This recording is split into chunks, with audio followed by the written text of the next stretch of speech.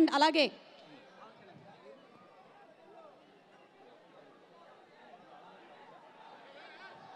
Thank you జనవరి 10వ తారీఖున మనకి సినిమా విడుదలవుతోంది. సంక్రాంతి పండగ ముందుగానే వచ్చేస్తోంది. గేమ్ చేంజర్, పొలిటికల్ సిస్టంలోనే ద రియల్ గేమ్ చేంజర్ మా పవన్ కళ్యాణ్ గారికి మైక్ని హ్యాండ్ ఓవర్ చేసేస్తున్నాము.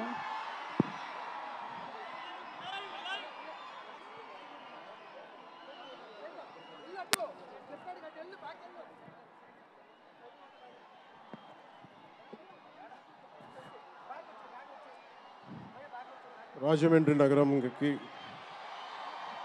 విచ్చేసిన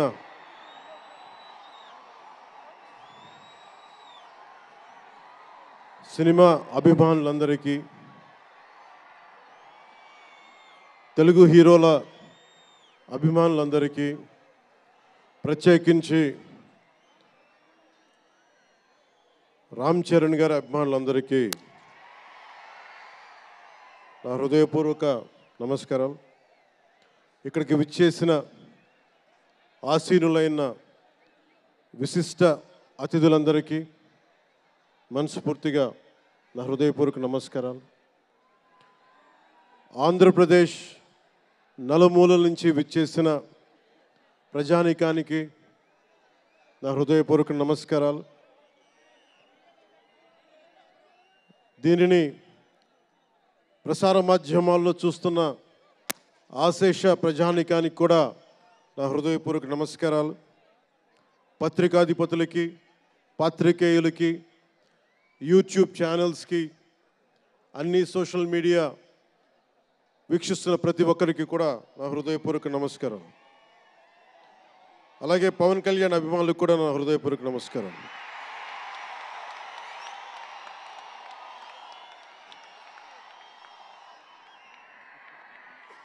ఎలా చెప్పాలో నాకు తెలియదు.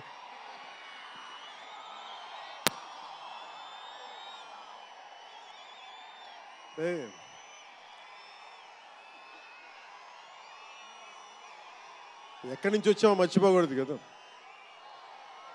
రఘుపతి వెంకయ్య నాయుడు గారిని మర్చిపోలేం, ఒక దాదాసాహెబ్ ఫాల్కేని మర్చిపోలేం, ఒక రాజ్ కపూర్ని మర్చిపోలేం, సత్యజిత్ని మర్చిపోలేం, షోలే తీసిన సిప్పిల్ని మర్చిపోలేం, తెలుగు సినిమాలని ఖ్యాతి నిలబెట్టిన నాగిరెడ్డి గారిని మర్చిపోలేం, బిఎన్ రెడ్డి గారిని మర్చిపోలేం, గోడవల్లి రామబ్రహ్మం గారిని మర్చిపోలేం. ఈ రోజున ఇంతమంది వేదిక పైన శంకర్ గారు లాంటి నిష్ణాతులు మహానుభావులు ఉన్నారు అంటే, సూర్య గారు లాంటి నటుడు దర్శకులు ఉన్నారంటే మేము మూలాలు మర్చిపోకూడదు. తెలుగు చిత్ర పరిశ్రమ పెద్దలందరికీ గుర్తు చేసుకుంటూ, తెలుగు జాతికి పేరు తెచ్చిన ఎన్టీ రామారావు గారికి మనస్ఫూర్తిగా ఆయనని గుండె లోతుల్లోంచి ఆయనకి స్మరించుకుంటూ, అలాగే పవన్ కళ్యాణ్ ఉన్నా, రామ్ చరణ్ ఉన్నా, ఏ హీరోలు ఉన్నా కానీ దానికి మూలం మెగాస్టార్ చిరంజీవి గారు. మీరందరూ గేమ్ చేంజర్ అనొచ్చు, ఓజీ అనొచ్చు. ఆ మూలాలు ఎక్కడో మారుమూల ఒక చిన్న పల్లెటూరులో, కుగ్రామంలో, మొగల్తూరు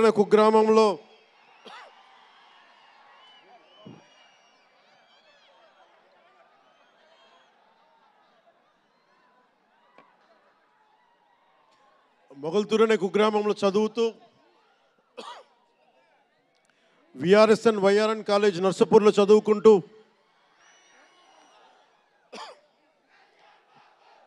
ఇవన్నీ ఇలాంటిదే మీరు అనాలంటే ఆద్యుడు ఆయనే. మీరు ఈరోజు కళ్యాణ్ బాబు అనండి, ఓజీ అనండి, డిప్యూటీ సీఎం అనండి, ఏదన్నా ఆయనే ఆద్యులు. నేను మూలాలు మర్చిపోను. నేను ఎప్పుడు రఘుపతి వెంకయ్య నాయుడు గారిని మర్చిపోం, దాదాసాహెబ్ ఫాల్కే అవార్డు గ్రహీతను దాదాసాహెబ్ ఫాల్కే గారిని మర్చిపోం. మూలాలు మనం ఎప్పుడు మర్చిపోం. అలాగే మేమందరూ రామారావు గారిని మర్చిపోలేం. ఇంతమంది తెలుగు చిత్ర పరిశ్రమ ఇక్కడ కదిలింది, వచ్చింది అంటే దాని స్ఫూర్తి ఒక అక్కినేని నాగేశ్వరరావు గారు, రామారావు గారు, గట్టమనేని కృష్ణ గారు, ఒక శోభన్ బాబు గారు, ఎంతోమంది నిష్ణాతులు పెద్దలు తెలుగు చిత్ర పరిశ్రమ కోసం శక్తియుక్తులు ధారపోసిన వారు. వారందరికీ మనస్ఫూర్తిగా హృదయం నుంచి ఒక నటుడిగానే కాదు, ఆంధ్రప్రదేశ్ డిప్యూటీ సీఎంగా కూడా మనస్ఫూర్తిగా వారికి నమస్కారాలు తెలియజేసుకుంటా ఉన్నాను.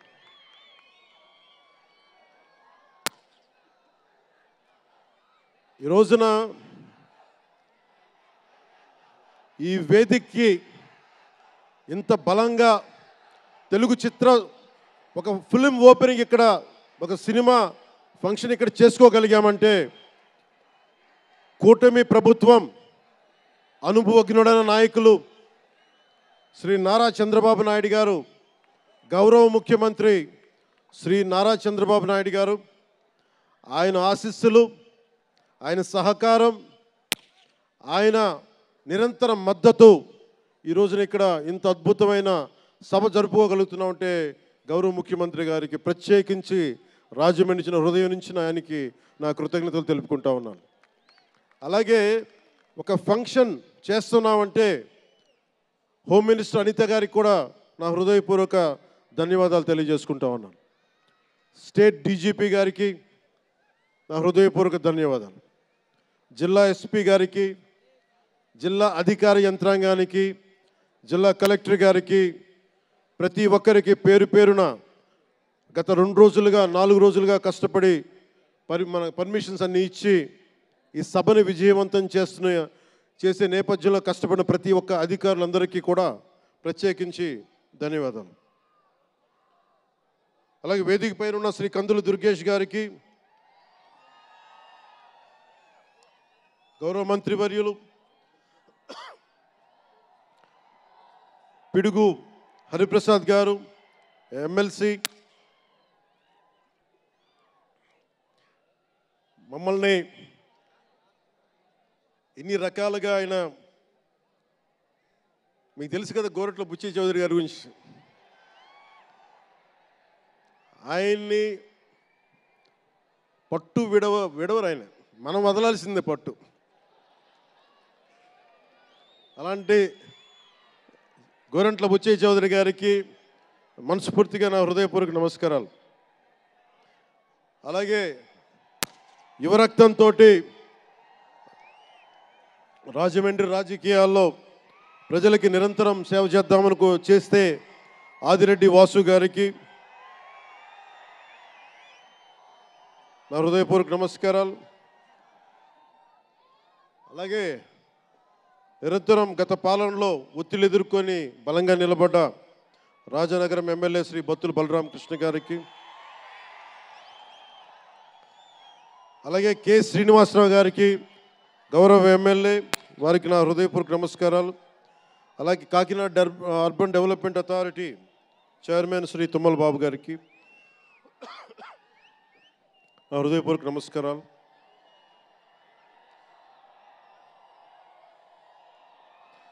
అలాగే నటులు శ్రీకాంత్ గారికి,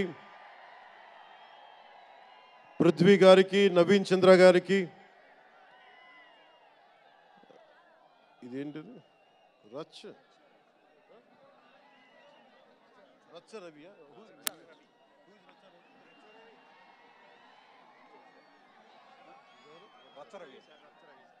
రచ్చ రవి గారికి, రామ్ జోగయ్య శాస్త్రి గారికి, కాసరాల శ్యామ్ గారికి,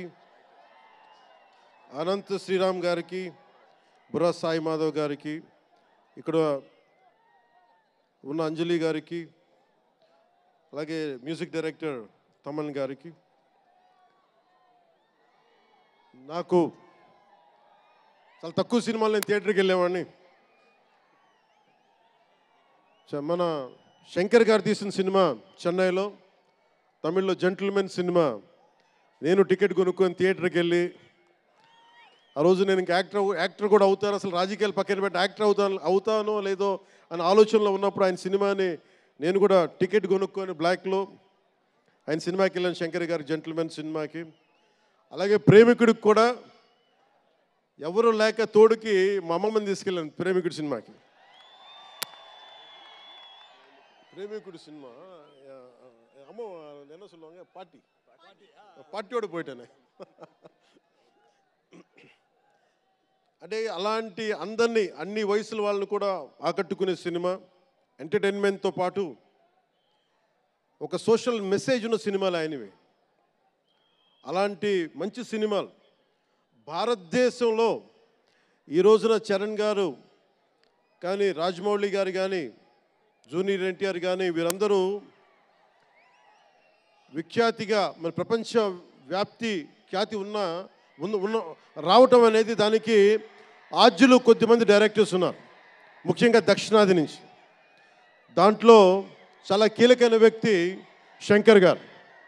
శంకర్ గారు ఈ రోజున భారతదేశం మొత్తం తెలుగు చిత్ర పరిశ్రమ వైపు చూస్తుంది అంటే తమిళనాడు నుంచి వచ్చి తెలుగులోకి డబ్బై ఆ సినిమాని తెలుగు ప్రేక్షకులు ఇది తమిళ సినిమా కాదు తెలుగు సినిమా అని చెప్పి గుండెల్లో పెట్టుకొని ఆదరించారు. అంత గొప్ప సినిమాలు తీశారు శంకర్ గారు. నేను ఎప్పుడు అనుకునేవాడిని శంకర్ గారు తెలుగులో కూడా తీయచ్చు కదా డైరెక్ట్ తెలుగు ఫిల్మ్ అంటే. ఆయన ఈ విధంగా గేమ్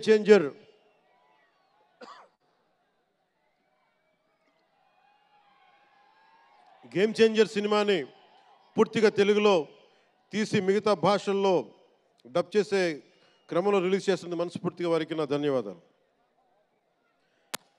అలాగే దిల్ రాజు గారు, నేను తొలి ప్రేమ సినిమా అప్పుడు ఆయన డిస్ట్రిబ్యూటర్. అంటే ఏదో ఒక చిన్న పోస్టర్ చూసి ఎక్కడో ఒక మాటిని ఈ సినిమా చాలా సూపర్ డూపర్ హిట్ అవుతుందని ఒక నమ్మకంతో పాపం ఆయన అడ్వాన్స్ ఇచ్చారు. అలా స్టార్ట్ అయిన వ్యక్తి. మేము వకీల్ సాబ్ నా నిర్మాత కూడా అయినా.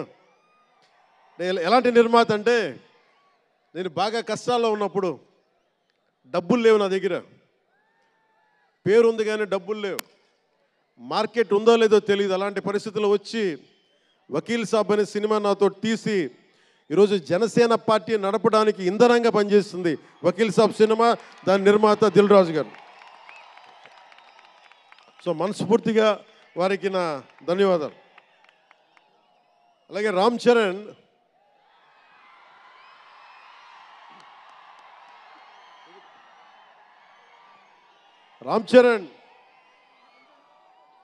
అంటే నేను రామ్ చరణ్ ఉన్నప్పుడు నేను పుట్టినప్పుడు నేను ఇంటర్ ఎప్పుడు చదువుతున్నాను. ఇంటర్ చదువుతున్నప్పుడు నాకు అన్నయ్యకి అబ్బాయి పుట్టాడు అని చెప్తే ఇంట్లో నామకరణం చేశారు. నామకరణం చేసినప్పుడు మా నాన్నగారు పెట్టిన పేరు మన ఇంట్లో అందరికీ ఆంజనేయ స్వామి పేరు రావాలి, మా ఇంటి దైవం అని. రామ్ చరణ్కి రాముడి చరణాల దగ్గర ఉండేవాడు ఎవడో హనుమంతులు, ఆంజనేయ స్వామి. నిత్యం బలం ఉండి కూడా వినయ విధేయతలతో ఉండే వ్యక్తి ఆంజనేయ స్వామి. అంటే ఎంత ఎదిగినా ఎంత శక్తిమంతుడైనా అడిమాది అష్టసిద్ధులున్నా తన శక్తి తను తెలియకుండా ఎదిగే కొద్దీ ఒదిగుండే ఆంజనేయ స్వామిలాగా ఇతనికి రామ్ చరణ్ అని పేరు పెట్టాలని చెప్పి మా నాన్నగారు ఆలోచన చేసి తనకి రామ్ చరణ్ అని పెట్టారు. అలాగే రామ్ చరణ్ నాకు, ఎందుకంటే నాకు చిరంజీవి గారు అన్నయ్య కాదు, పితృ సమానులు, తండ్రి సమానులు. మా వదిన నాకు మాతృమూర్తి. సో నాకు రామ్ చరణ్, నేను బాబాయ్ వీటన్నిటికంటే కూడా నాకు ఎప్పుడు ఒక తమ్ముడు.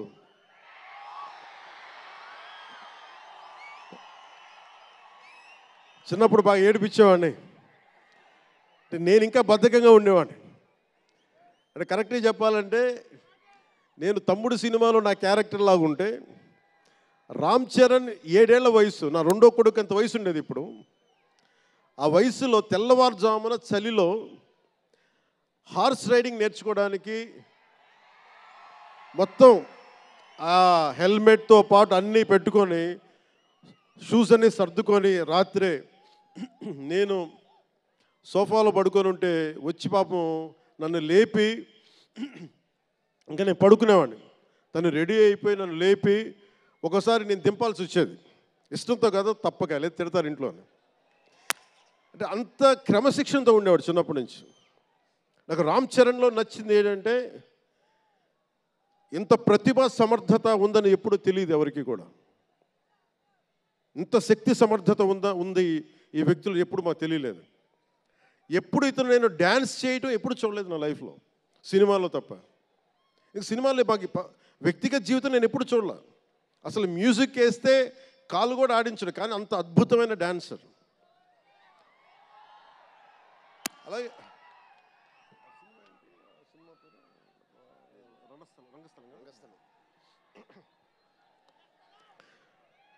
రంగస్థలం గురించి మాట్లాడు.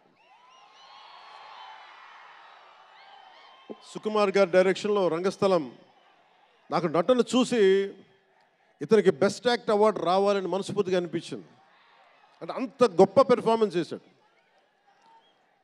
భవిష్యత్తులో ఇతను ఉత్తమ నటుడు కూడా కావాలి, ఉత్తమ నటుడు అవార్డు అందుకోవాలి. ఎందుకంటే తనకి ఇక్కడ పెరగల, ఆంధ్రాలో పెరగల, కీలకమైన సంవత్సరాలన్నీ తమిళనాడులో పెరిగాడు, కొంత హైదరాబాద్లో తెలంగాణలో పెరిగాడు.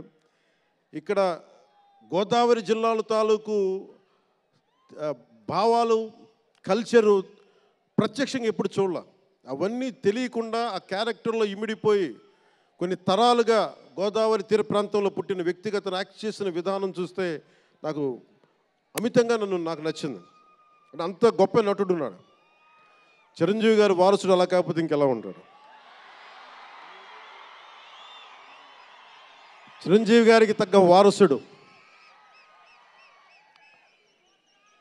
తండ్రి మెగాస్టార్ అయితే కొడుకు ఏమవుతాడు, గ్లోబల్ స్టార్ అవుతాడు.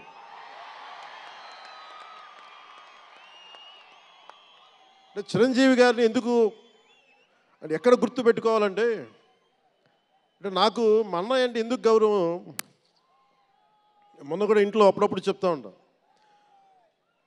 ఆయన ఒక మొగల్తూరు నుంచి వచ్చిన వ్యక్తి, ఎవరు ఆధారం లేరు. మీరు ఇంతమంది లక్షల మంది ఇక్కడ ఉన్నారు, జనం ప్రజలందరూ ఉన్నారు. మనకి ఎవరో ఒకరు ఉండాలి అని అనుకోకర్లా, మీకు మీరే ధైర్యం. మీరు అనుకుంటే మీరు సాధిస్తారు. గుండె లోతుల్లో నుంచి నేను సంకల్ప బలం ఉండి దానికి తగ్గ పట్టుదల, కార్యదక్షత ఉంటే మెగాస్టార్ చిరంజీవి గారిలాగా ఎలా సాధించగలరు ప్రతి ఒక్కరూ మీరు కోరుకున్న దాంట్లో సాధించగలరు. అంటే ఆయన ఒక్కడు పెరిగి మా అందరికీ ఆశ్రయం ఇచ్చాడు, ఊతం ఇచ్చాడు. ఆయన ఊతం వల్లే నేను ఈ రోజున మీ అందరికీ కూర్చొని మారుమూల ప్రాంతాల్లో భయపడటానికి, అందరూ భయపడే రోడ్లకి వెళ్ళగలుగుతున్నాను, రోడ్లు వేయడానికి. అంటే ఆ మూలాలు చిరంజీవి గారు మాకు నేర్పించినాయి.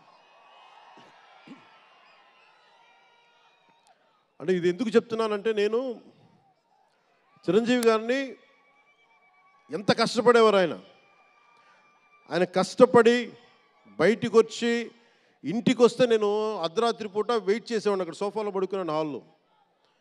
మా అన్నయ్య గారు ఎప్పుడు వస్తారు, ఆయన ఎంత కష్టపడేవారంటే కనీసం వచ్చి షూలు ఇప్పుకోవడానికి అసలు శక్తి ఉండేది కాదు. అలిసి సొలిసి ఒళ్ళు కుమిలిపోయి, అంటే ఏమంటుందని అసలు కందిపోయి దెబ్బలు తిని, ఎందుకంటే అప్పుడు సేఫ్టీ మెకానిజం లేదు. మన గుండా షూటింగ్ టైంలో మన ఏదో అనకాపల్లి వెళ్తుంటే ఇక్కడే చిరంజీవి గారు చేశారని ఎవరు ఆయన సన్నిహితులు చెప్తా ఉంటే, ఆ పడిపోయి ట్రైన్ కింద యాక్సిడెంట్లో కాలు ఫ్రాక్చర్ అయ్యి, అలాంటి ఒక సేఫ్టీ లేని పరిస్థితులు ఆయన చేస్తూ ఇంటికి వచ్చేటప్పటికి మాకు చేయగలిగేది ఏంటంటే, మాకు గిల్టీగా ఉండేది. తమ్ముడు సినిమాలో నేను ఎలా ఉండేవాడిని, ఆకతాయిగా తిరుగుతా, అలా నాకు అలా అనిపించేది నా జీవితం. అలా లేననుకోండి, కానీ మా అన్నయ్య వచ్చేటప్పటికి ఏదైనా చేద్దామని తపంతో పాపం ఆయన సాక్స్ తీస్తే కాళ్ళు వాచిపోయాయి.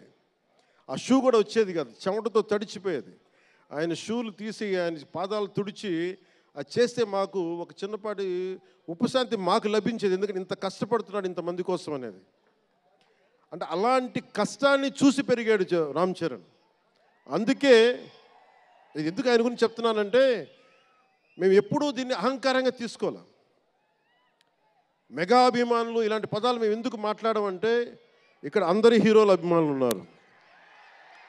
జూనియర్ ఎన్టీ, మీరు అందరు సినిమాలు చూస్తారు. రామ్ చరణ్ ఒక సినిమాని ఎక్కువ ఇంకొక హీరోని ఇష్టపడచ్చు, ఒక హీరోని ఎక్కువ ఇష్టపడచ్చు. జూనియర్ ఎన్టీఆర్ గారిని ఇష్టపడతారు, అల్లు అర్జున్ గారిని ఇష్టపడతారు,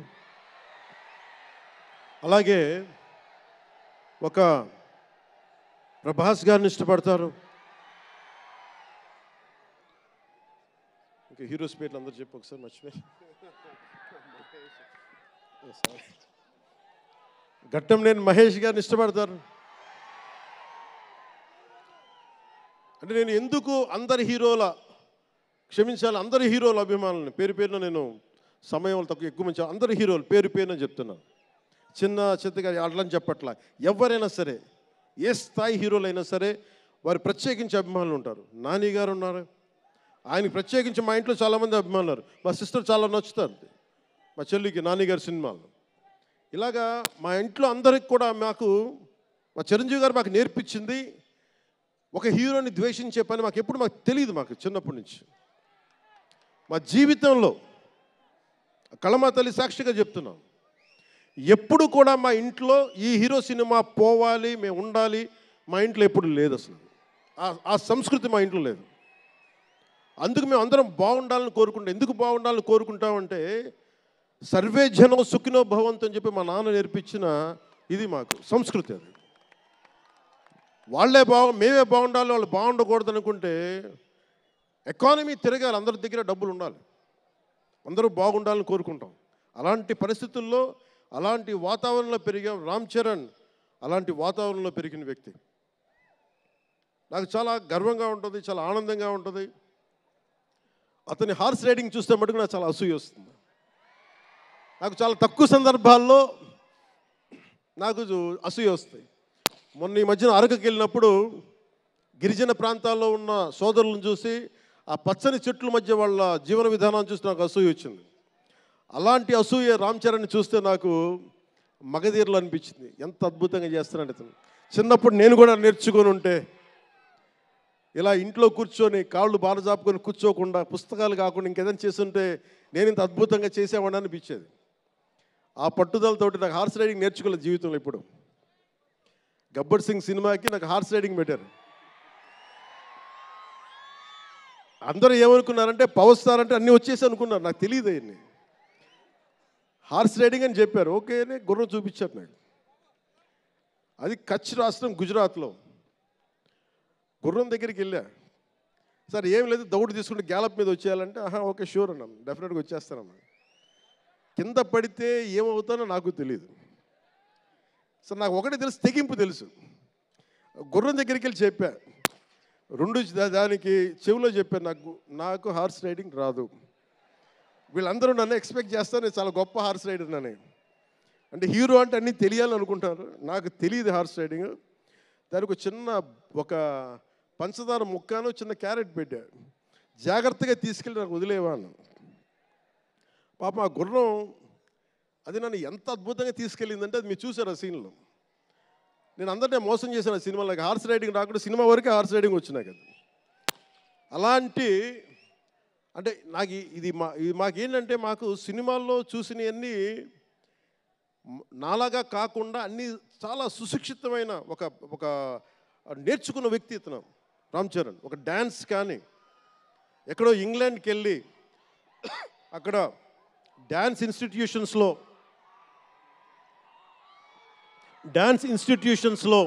డ్యాన్స్ నేర్చుకొని ఇవన్నీ వచ్చిన వ్యక్తి. అలాగే ఈ సినిమా ప్రత్యేకించి చాలా సోషల్ మెసేజ్ ఉన్న సినిమా నాకు అర్థమవుతోంది. పొద్దున్నే ట్రైలర్ చూశాను, గేమ్ చేంజర్ ట్రైలర్. చాలా అద్భుతంగా ఉంది, చాలా బాగా ఆడుతుంది అని చెప్పి మనస్ఫూర్తిగా అందరికీ అభినందనలు తెలియజేసుకుంటూ, ప్రత్యేకించి శంకర్ గారికి నాకు మనస్ఫూర్తిగా అభినందనలు తెలియజేసుకుంటూ, అలాగే తెలుగు చిత్ర పరిశ్రమకి సంబంధించినంత వరకు ఇది ఓజీ గురించి చెప్తాను, లాస్ట్లో చెప్తాను. నేను ఓజీ తర్వాత అంటే మీరు వదలట్లా. మన ముందున్న సినిమా గేమ్ చేంజర్ని బాగా చూడండి. ఎందుకంటే ఈ ఫంక్షన్ ప్రత్యేకించి గత ఈ మధ్యకాలంలో ఉన్న ఒత్తిడి తెలుసు మీకు. ఒక పబ్లిక్ ఫంక్షన్ అంటే ఎలాంటి ఒత్తిడి ఉంటుందో మీ అందరికీ తెలుసు. నేను చాలా ఆలోచించాను ఈ సమయంలో పెట్టాలా లేదా అంటే, సినిమా అనేది 10 మందికి తెలియచేయాలి. దిల్ రాజు గారు లాంటి వాళ్ళు 3 సంవత్సరాలు తీశారు సినిమా. 3 సంవత్సరాలు తీసింది వాళ్ళకి దొరికేది మహా దొరికితే ఒక 10 రోజులు. బడ్జెట్లు ఎక్కువైపోయినాయి. అలాంటి వాటికి మేము చేయగలిగేది ఎక్కువ మందికి తెలియజేసేలాగా ఇది part and parcel of cinema. అందుకని మేము కోరుకుంది చిన్న ఫంక్షన్ చేద్దాం. నన్ను అడిగారు గెస్ట్గా రమ్మని. నేను ఒకటే చెప్పాను, ఇంత పెద్ద ఫంక్షన్ చేయాలా లేదా, ఎందుకంటే మీ అందరికీ తెలుసు నా భయం. మీరు క్షేమంగా వచ్చి క్షేమంగా వెళ్ళాలి అని చెప్పి అహిర్నిశలు ఆకాంక్షించేవాడిని, శ్రమ పడేవాడిని. మీకు చిన్న దెబ్బ తగిలితే నా గుండె గాయం అవుద్ది. అందుకని నేను ఎప్పుడు సినిమా ఫంక్షన్ నేను చేసుకోవడానికి ఇబ్బంది నాకు. ఇందాక కూడా వచ్చినప్పుడు చాలా టెన్షన్తో ఉన్నా, ఎవరికైనా దెబ్బలు తగులుతాయి ఏదైనా అయిపోద్దా అని భయం ఉంది. మనస్ఫూర్తిగా మీ అందరికీ చేతులెత్తి నమస్కరిస్తున్నా, మీరు క్షేమంగా ఇంటికి వెళ్ళాలి.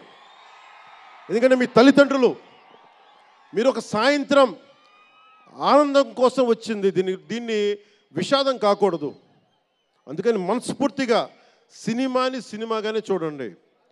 కింద పడిపోయి మీద పడిపోయి తొక్కిసలాడుతూ హీరోలను చూడడం కంటే కూడా మీరు దూరం నుంచే ఇబ్బంది పడకుండా మీరు క్షేమంగా ఉండాలి, అందరూ క్షేమంగా ఉండాలి మనస్ఫూర్తిగా కోరుకుంటా ఉన్నాం. అలాగే అడగగానే టికెట్ రేట్స్ ఎందుకు పెంచాలి?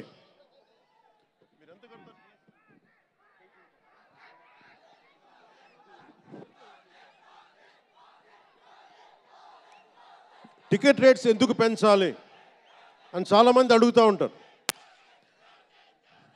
ఒక నిమిషం. Thank you. సినిమా రేట్లు ఎందుకు పెంచాలని అడుగుతారు. ఈ రోజున సినిమా రేట్లు పెంచాలి అంటే it's a purely demand and supply. నాకు శంకర్ గారి సినిమా నేనే బ్లాక్లో కొనుక్కొని చూశాను చెన్నైలో. అది నా సరదా. అది అంటే నాకు ఇచ్చిన డబ్బులు నేను కొనుక్కొని చూశాను. ఇప్పుడు ఆ బ్లాక్లో వెళ్ళే డబ్బు ఎవరికో వెళ్ళిపోద్ది. అలా కాకుండా టికెట్ రేట్లు డిమాండ్ అండ్ సప్లై మీద ఉంటుంది. అలాంటి డబ్బులు పెరిగితే మీరు ఇష్టపడి మీ హీరోకో ఏదో ఇష్టమైన సినిమాకో మొదటి రోజే చూడాలనుకుంటారు. That's a demand. అందుకని ఎందుకు ఇంతంటే బడ్జెట్స్ పెరిగిపోయినాయి. తెలుగు సినిమా మొత్తం ప్రపంచపరంగా వెళ్తూ ఉన్నాయి. దీనికి డబ్బులు కావాలి అంటే పెట్టుబడులు కావాలి. మార్కెట్స్ పెరిగినాయి. అలాగే పెరిగిన ప్రతి రూపాయికి 18% జిఎస్టీ కడతాం. ప్రభుత్వానికి ట్యాక్స్ వస్తుంది. పెరిగిన ప్రతి రేటుకి ట్యాక్స్ వస్తుంది. ఇదేదో ఉట్టినా ఇవ్వట్లేదు ప్రభుత్వం. ప్రతి ఒక్కరికి ఏముంటుందంటే దీని ఒక ఫాల్స్ నెరేటివ్ ఉంది బయట. నా సినిమాకి టికెట్ రేట్లు పెంచకపోగా తగ్గించేశారు. భీమ్లా నాయక్కి ఇప్పుడు చాలామంది హీరోస్ అందరూ కూడా వాళ్ళెవరూ కూటమికి మద్దతు చెప్పలేదు. కానీ మేము ఎక్కడ వివక్ష చూపించాల, అందరూ బాగుండాలని కోరుకుంటాం. ఎందుకంటే చిత్ర పరిశ్రమకి మొన్న దిల్ రాజు గారు కూడా చెప్పారు, చిత్ర పరిశ్రమకి రాజకీయ రంగు పులమటానికి మాకు ఇష్టం లేదు. Though I belong to NDA, though I'm head of Janasena party, సినిమా should be treated as a separate entity. No politics should seep into cinema. Milton Friedman అనే ఒక ఎకానమిస్ట్ ఒక చిన్నపాటి పెన్సిల్ని ఇలా చూపిస్తూ, ఈ పెన్సిల్ని తయారీకి ఈ కనిపించే టిప్పు ఈ మెటీరియల్, దీని లోపల ఉండే గ్రాఫైటు ఈ మెటీరియల్, ఇవన్నీ ఒక్కొక్కటి చెప్పుకుంటూ దీనికి వెనక పెన్సిల్ ఉండే రబ్బరు ఇది ఎక్కడి నుంచి వస్తుంది ఇలా చెప్పుకుంటూ వెళ్తా, ఇది ఒక్క ప్రాంతం నుంచి రాలా, అనేక దేశాల నుంచి. గ్రాఫైట్ ఏమో ఎక్కడ వేరే కంట్రీస్ నుంచి. ఈ పెన్సిల్కి పెట్టిన మన బ్రాంజ్ రిబ్బన్ను అదేమో వేరే చైనా నుంచో లేదంటే ఏషియా నుంచి. ఈ చేసిన వాళ్ళందరూ ఒక మతం కాదు, ఒక కులం కాదు, ఒక దేశం కాదు. ఒక చిన్నపాటి పెన్సిల్కే రకరకాల వ్యక్తులు, రకరకాల దేశాలు కలిసి రావాలి. అలాంటిది ఇంత సినిమాకి శంకర్ గారు తమిళియన్, మనకి దిల్ రాజు గారు ఫ్రమ్ తెలంగాణ. ఇక్కడ ఒక్కొక్కరిని అడగండి, ఒక్కొక్కరు ఒక్కొక్క రాష్ట్రం నుంచి వస్తారు. బట్ అందరూ కలిసి సినిమాని తీస్తారు, మీకు ఆహ్లాదం కలిగజేస్తారు. ఇప్పుడు మాకుంటుంది, నేను ఎప్పుడు కూడా నాకు ఇష్టం లేనిది సభావేదికగా ఒకటి శంకర్ గారికి కానీ, దిల్ రాజు గారికి కానీ, తెలుగు చిత్ర పరిశ్రమకు కానీ, భారతీయ చిత్ర పరిశ్రమకు కానీ ఒకటితే మనం నేర్చుకోవాలి. ఎప్పుడు మనం భారతీయ చిత్ర పరిశ్రమ అనేవాళ్ళం తప్ప లాస్ట్ 90s నుంచి టాలీవుడ్ అని, బాలీవుడ్, కాలీవుడ్, మాలీవుడ్ మనం ఎందుకు ఏప్ చేయాలి వీళ్ళని? Why do we have to ape Hollywood?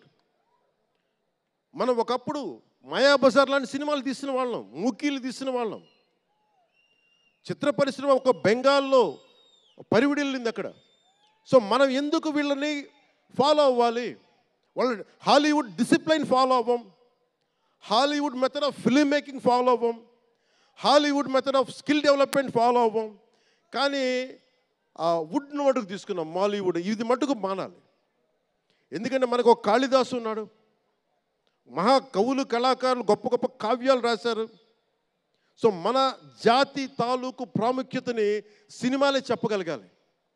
అందుకని హాలీవుడ్ని అనుకరించడం మానేయాలి. మనదైన సత్తా, మనదైన కథ, మనదైన బలం మనం చూపించాలి విశ్వానికి. అది చూపించకపోతే ఏమవుద్దంటే ఎక్కడ కూర్చొని ఇప్పుడు కాపీ చేద్దామంటే కుదరదు. You have to come with original stories. సహజమైన కథలతో పట్టుకురావాలి. ఆ విధంగా ఉండాలి అంటే ముందు చిత్ర పరిశ్రమలో కూడా చాలా డిసిప్లిన్ రావాలి. సినిమాలు తీసే వాళ్ళు మాట్లాడాలి చిత్ర పరిశ్రమ గురించి, సినిమాలు తీయని వాళ్ళు మాట్లాడకూడదు. సినిమాలు తీయకుండా రాజకీయాలు చేసేవాళ్ళు మాకు నచ్చం. అది ఎన్డీఏ తరపు నుంచి నేను చెప్తా ఉన్నాను. తెలుగు చిత్ర పరిశ్రమ గురించి మాట్లాడాలి అంటే సినిమాలు తీసి దానికి సాధక బాధలు అర్థం చేసుకున్న వాళ్ళే మాట్లాడాలి. మన తెలుగుదేశం, జనసేన, భారతీయ జనతా పార్టీ, ఎన్డీఏ ప్రభుత్వం వారితోనే మాట్లాడతాం, వారితోనే గుర్తిస్తాం. అలాగే చాలాసార్లు సినిమా టికెట్ల కోసం హీరోలకి పనేంటి, హీరోలు ఎందుకు రావాలి, అది మాకు ఇష్టం లేదు. మహా అయితే నిర్మాతలు రండి, ఒక ట్రేడ్ బాడీ రండి, మీ యూనియన్ రండి, మేము అది ఇచ్చేస్తాం. అంతేగాని హీరోలు వచ్చి మాకు నమస్కారాలు పెట్టాలి,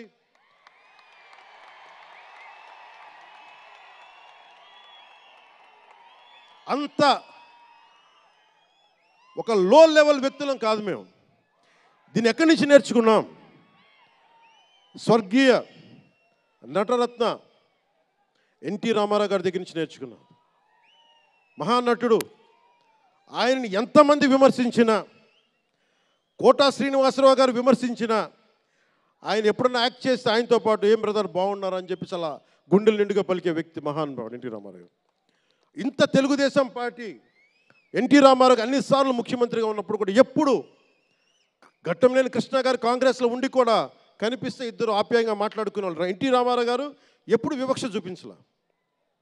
ఇది చిత్ర పరిశ్రమ తాలూకు ఔన్నత్యం. ఇది అదే ఔన్నత్యాన్ని మేము కొనసాగిస్తున్నాం, అదే మేము కోరుకుంటా ఉన్నాం. అంతేగాని గతం ప్రభుత్వంలో లాగా మీరు అభిమానించే మెగాస్టార్ చిరంజీవి గారు వారిని కానీ, బాహుబలి ప్రభాస్ గారిని కానీ, మహేష్ గారిని ప్రిన్స్ మహేష్ అంటారు కదా,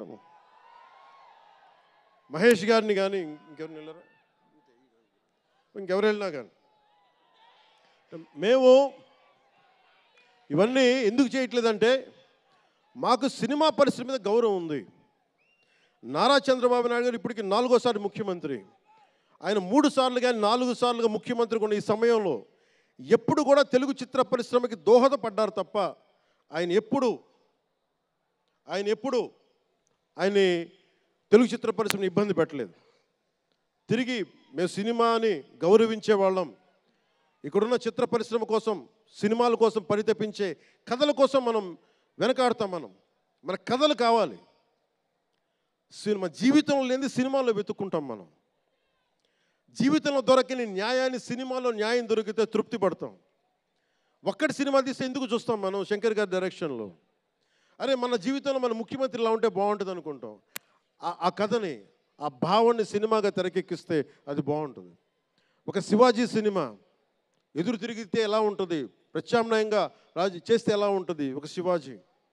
ఇలాంటి సినిమాలన్నీ కూడా మనకి నిజ జీవితంలో జరగనివి మనం ఒక అట్లీస్ట్ సినిమా ప్రపంచంలో చూస్తే ఒక తృప్తి ఉంటుంది. అలాగే ఇంతమంది యువత ముందుకొచ్చి ఎందుకు వస్తున్నారు అంటే ఒక మార్గదర్శకం సినిమాలు. ఒకసారి సినిమాలో కూడా చాలా మంచి విలువలు ఉంటాయి, కానీ ఆ విలువలు తీసుకోవచ్చు. కానీ మనం ఎలా ఉండాలంటే హంసలాగా పాలను తీసుకొని నీళ్ళు వదిలేయాలి.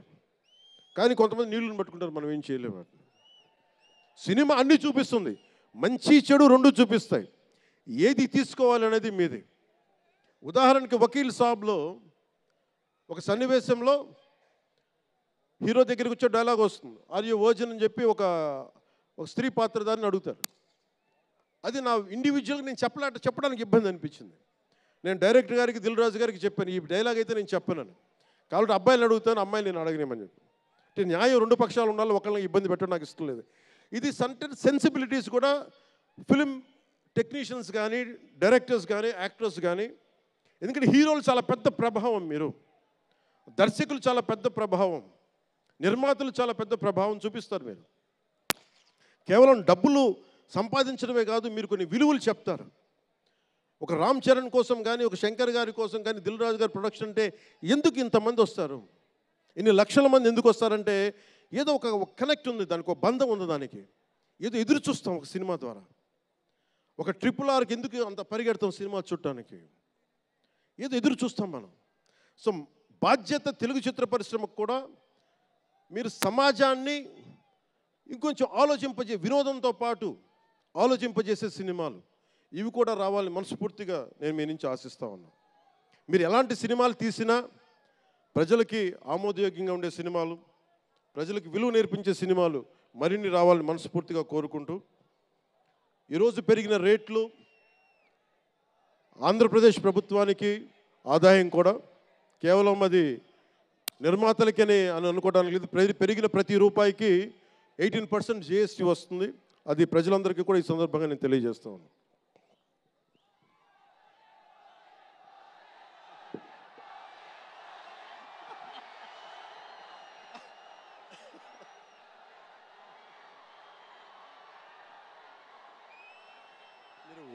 ఓజీ నా దుంప తెంపేస్తున్నారు ఆయన.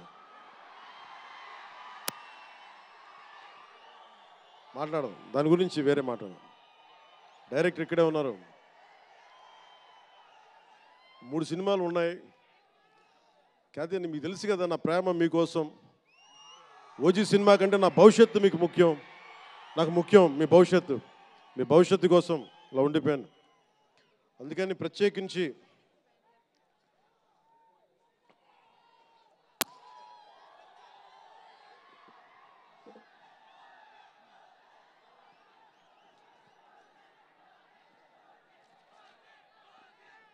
మనం మాట్లాడుకుందాం. ఇది అంటే వేరే సినిమా గురించి, ఒక గేమ్ చేంజర్ అనే సినిమాకి వచ్చి మనం ఓజీ గురించి మాట్లాడుకుందాం. ఓజీ కోసం వచ్చినప్పుడు ఓజీ గురించి మాట్లాడాలి. అందుకని ప్రత్యేకించి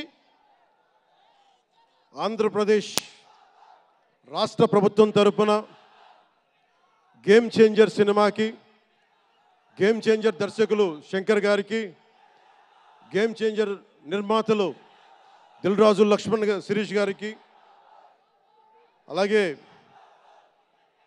గ్లోబల్ స్టార్, మెగాస్టార్ తనయులు రామ్ చరణ్ గారికి నా హృదయపూర్వక శుభాకాంక్షలు తెలియజేసుకుంటూ, ఇక్కడ ఉన్న మంత్రివర్గ సభ్యులకి, సహచర శాసనసభ్యులకు ప్రతి ఒక్కరికి నా హృదయపూర్వక నమస్కారాలు. అలాగే నా మిత్రుడు, నాకు సన్నిహిత మిత్రుడు SJ సూర్య, உங்க பற்றி சொல்லிட்டே இருந்தேன் சார், உங்க பற்றி சொல்லிட்டே இருந்தேன் தந்தி டிவியில், நீங்கள் எனக்கு எவ்வளோ பிடிக்குன்னு சொல்லிட்டே இருந்தேன். ఈయన ఏ మేరా జహా అని పాట పెడతానంటే మీరు అమ్మాయిలతో డ్యాన్స్ చేయాలి సార్ అంటాడు. నేను అంటాను దేశభక్తి చెప్పాలి. మా ఇద్దరు గొడవ అయింది. నేను చెప్పాను నువ్వేమనుకుంటా అవి చేస్తాను తప్ప నేను మటుకు ఏ మేరా జహాయే చేస్తాను. నేను అమ్మాయిలతో డ్యాన్స్ చేయనని చెప్పాను. చాలామంది చేశారు, ఎందుకంటే నేను బాగా చేయలేను తెలుసు నాకు. దానికి ఏదో కూర్చుని పాపం నా మాట మా ఇద్దరికి అలా మంచి ఫ్రెండ్స్, స్నేహం మా ఇద్దరి మధ్య. గంటలు మాట్లాడుకుంటాం. ఈ మధ్య కుదరట్లేదు.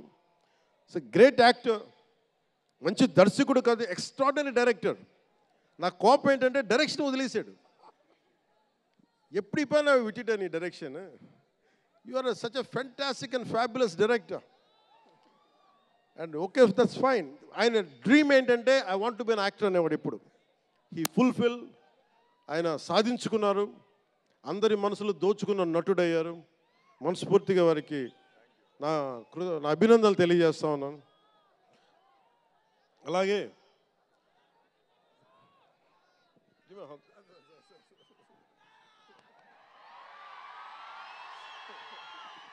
సో మీ అందరికీ మరోమారు ధన్యవాదాలు తెలియజేసుకుంటూ, all my best wishes to game changer. All my best wishes to Shankar ji, best wishes to Dilraj garu, my love, my best wishes to all the actors. కొత్త సంవత్సరంలో బాక్స్ ఆఫీస్ బద్దలైపోవాలి. నేను ఇలాంటి మాటలు మాట్లాడు, నా సినిమాకి నేను మాట్లాడను.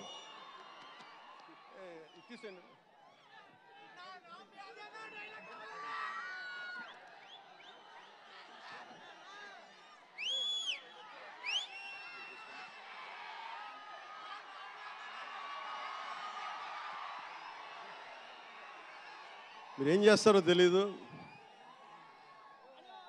మగధీరుడు అల్లూరి సీతారామరాజుగా మొత్తం జీవించేశాడు. అందరి తోటి నటుల మీద అమితమైన ఇష్టం చూపించేవాడు. అందరికీ ఫ్రెండ్ రామ్ చరణ్. అందరి హీరోలకి చాలా గౌరవంగా ఉండేవాడు. సంవత్సరానికి 100 రోజులు మా నాన్న ఏ పేరు మీద ఏం తలుచుకొని పెట్టాడో తెలియదు, కానీ 100 రోజులు, సంవత్సరంలో 365 రోజులు, కనీసం 100 రోజులు అయ్యప్ప స్వామి మాలంటాడు, ఆంజనేయ స్వామి మాలంటాడు.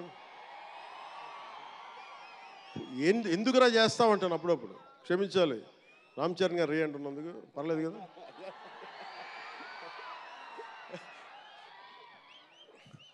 అంటే ఎందుకంటే నాకు బాధ్యత తప్పకుండా ఉండటానికి, నియంత్రించుకోవడానికి, అహంకారం రాకుండా ఉండటానికి, ఎప్పుడు చూడండి చెప్పులు లేకుండా ఉంటాడు.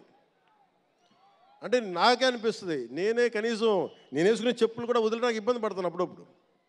అలాంటిది రామ్ చరణ్ చెప్పులు లేకుండా, మామూలు హీరో కాదు, హాలీవుడ్ దాకా వెళ్ళాడు, ఆస్కార్కి వెళ్ళాడు. అక్కడికి వెళ్ళి ఎంత గుండె ధైర్యం అంటే, నేను చెప్పులు వేసుకుంటా, అవసరమైతే మంచి సూటు బూట్ వేసుకుని తయారవుతాడు, లేదంటే అయ్యప్ప స్వామి మాలేసుకుని కనిపిస్తూ ఉంటాడు. అంటే వ్యక్తిత్వంలో ఎంత బలం ఉండాలి ఆ వ్యక్తికి. అందుకని అలాంటి రామ్ చరణ్ మంచి 16 అణాలు తెలుగువాడు, మా బంగారం, నా తమ్ముడు. ఒక తల్లికి పుట్టకపోయినా కానీ నా తమ్ముడు. ఎప్పుడు ఎదిగే కొద్దీ ఒదిగుండేవాడు. అతనికి మరింత విజయం కలగాలని, అద్భుత విజయాలు కలగాలని మనస్ఫూర్తిగా ఒక బాబాయ్గా కాదు, ఒక అన్నగా ఆశీర్వదిస్తున్నాను. I love you Ram Charan. I love you all.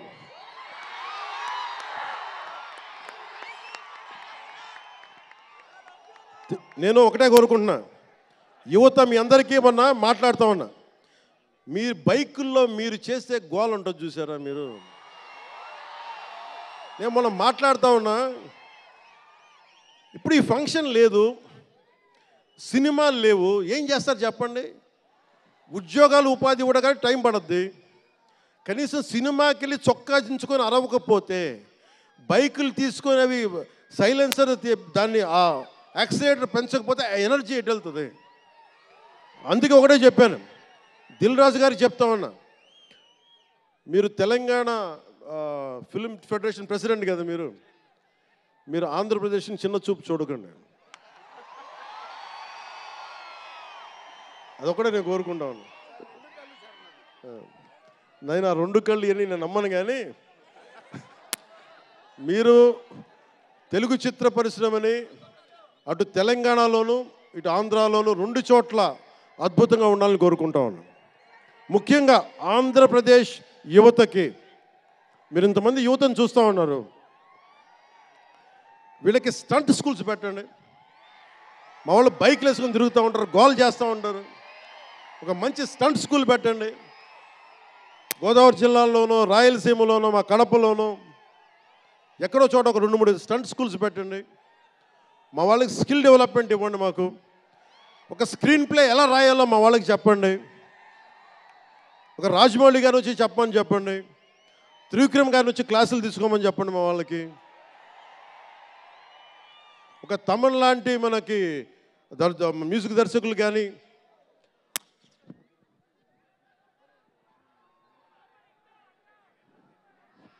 Keeravani గారు కానీ, అలాంటి వాళ్ళందరికీ వచ్చి వాళ్ళ స్కిల్ డెవలప్మెంట్ నేర్పించమని చెప్పండి.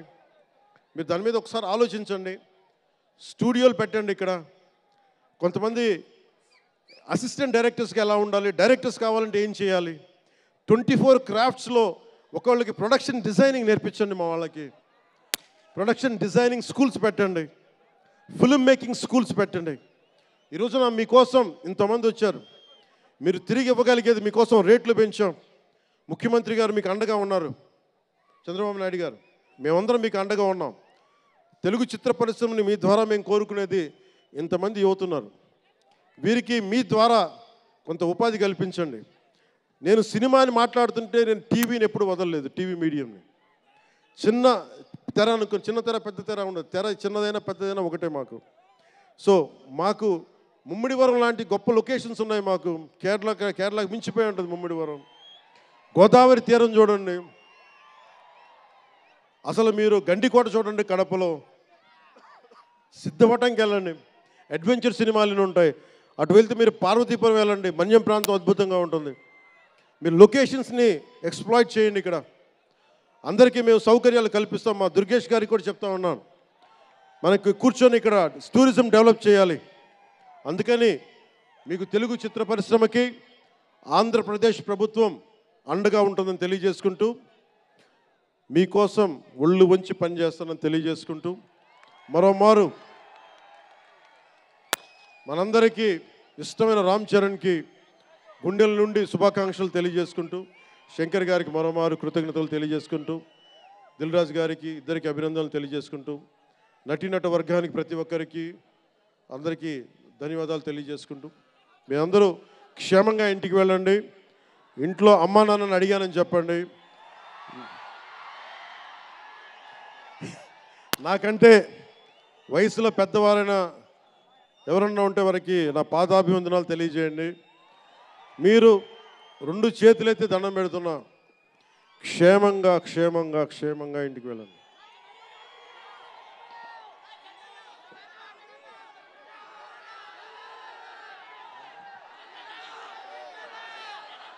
మీ అందరికీ మరోమారు ధన్యవాదాలు తెలియజేసుకుంటూ, తెలుగు తల్లికి దండాలు తెలియజేసుకుంటూ, మా తెలుగు తల్లికి పిఠాపురం మంచి సంతోషం.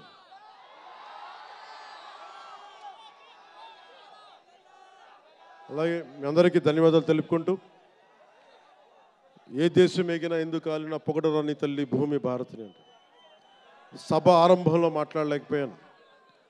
నాకు జన్మనిచ్చిన నా నేల నేను దండాలు పెట్టుకుంటూ, నాకు దేశభక్తిని నింపిన నా భారతదేశానికి జై జైలు చెప్తూ సెలవు తీసుకున్నాను. అందరూ క్షేమంగా ఇంటికి వెళ్ళండి. మనస్ఫూర్తిగా ఇక్కడికి వచ్చిన ప్రతి ఒక్కరికి పేరు పేరున ధన్యవాదాలు తెలుపుకుంటూ,